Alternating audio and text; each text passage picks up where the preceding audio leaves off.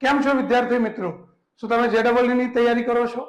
સંકલનથી પરેશાન છો? સંકલનના JEE ના MCQ તમારાથી સોલ્વ થઈ શકતા નથી? ઓકે, ચલો આપણે જોઈએ એની નવી ટ્રીક કે જે આપણે દાખલો પણ ગણવાની જરૂર નથી અને વિથિન 2-5 સેકન્ડની અંદર તમે એનો આન્સર ક્લિક કરી શકો છો.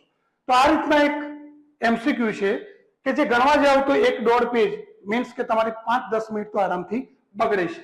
તો 0 to π/2, 0 to π/2, 0 to π/2, 0 to π/2, cos⁴ sin⁴ cos² sin⁵.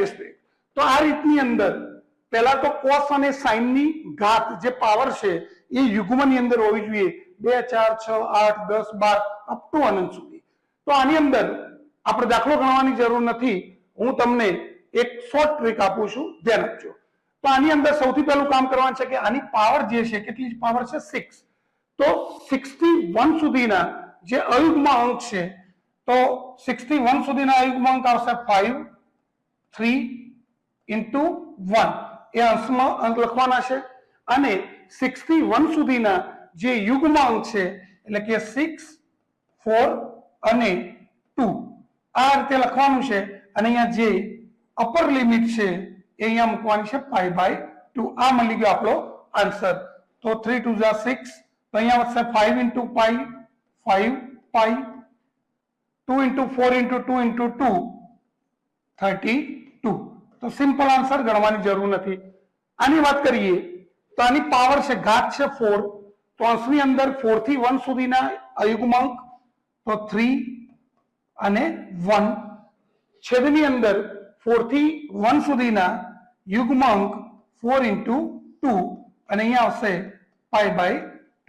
તો આનો આન્સર થશે 3π/4 into 2 into 2 16. એના પછી આની વાત કરીએ તો આની પાવર છે 2 છે. તો અંશની અંદર અયુગ્મ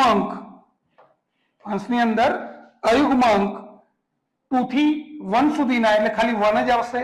છેદની અંદર 2 થી 1 સુધીના યુગ્મ અંક જે 2 આવશે ઇન્ટુ π/2. આન્સર થશે π/4. છે ને મિત્રો જબરજસ્ત ટ્રીક કે જે આપણે દાખલો પણ ગણવાની જરૂર નથી. તો આવી નાની નાની રીતથી જ આપણું JEE કમ્પ્લીટ થાય છે અને ટાઈમ સેવિંગ થાય છે.